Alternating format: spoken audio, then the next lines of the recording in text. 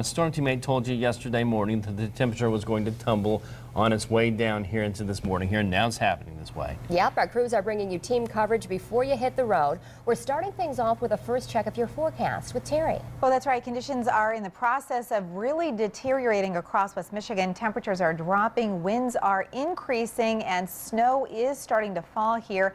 Most area roads are still simply wet, however, which might give drivers a false sense of security here for at least the next couple of hours. But again, the big changes are on the way. As we check it out for you this morning, we've got a winter weather advisory that is now in effect, and this will remain in effect all day today. In fact, it may continue through the overnight period in areas west of US 131. At this point, you can see on Storm Track Live radar the heaviest of the rain has pressed well to the east, and the snow showers have really not ramped up yet. You can see across the lake in Wisconsin, the snow showers really energized from much of Wisconsin back into eastern Minnesota and eastern Iowa. And again, that's associated with the backside of the storm system, which is going to energize some pretty decent snow bands for West Michigan as we head through the afternoon and early evening hours. You can see here on temperatures, we have dropped significantly in many locations, especially the further west you are. Muskegon at 32, 32 Fremont, 34 still in Grand Rapids, 31 now in Kalamazoo,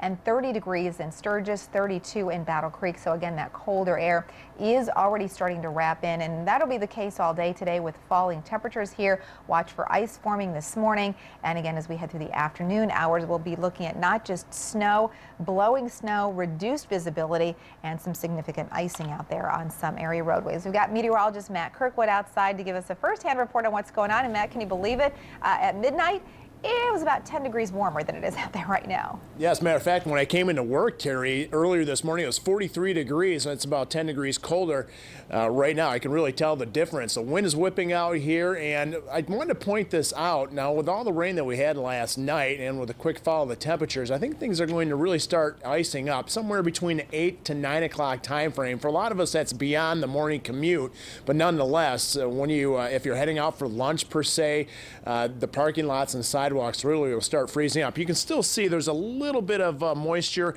on our sidewalks just outside the Wood TV 8 studio, but it's the puddles that are going to really start to freeze up. Probably a lot of this that isn't a puddle will dry up. Nonetheless, we're going to combine that about 1 to 3 inches worth of snow. Here's the falling temperatures. I think by noon 24 degrees, and by the end of the day 20 degrees, and that's with wind chills that will likely be in the single digits anytime from about 2 o'clock and thereafter this afternoon with a 20 to 30-mile-an-hour wind. I checked out Milwaukee's observation just a moment ago, 23 degrees over there, and with a 20 to 30-mile-an-hour wind coming across the lake, it's not going to take long for those 20s to arrive here. Wind gusts this afternoon will be around 40 miles an hour or greater at times. Already 37 in the Holland area right now, and 31 in Grand Rapids with wind gusts. Here's the latest on what we expect. Not a huge amount of snow, but in general about 1 to 3 inches worth of snow, maybe an isolated 4-inch amount up around the Hart-Shelby area and points to the north. But that's just going to compound problems with your commute as you head home today. So it's going to be a chilly one and a windy one.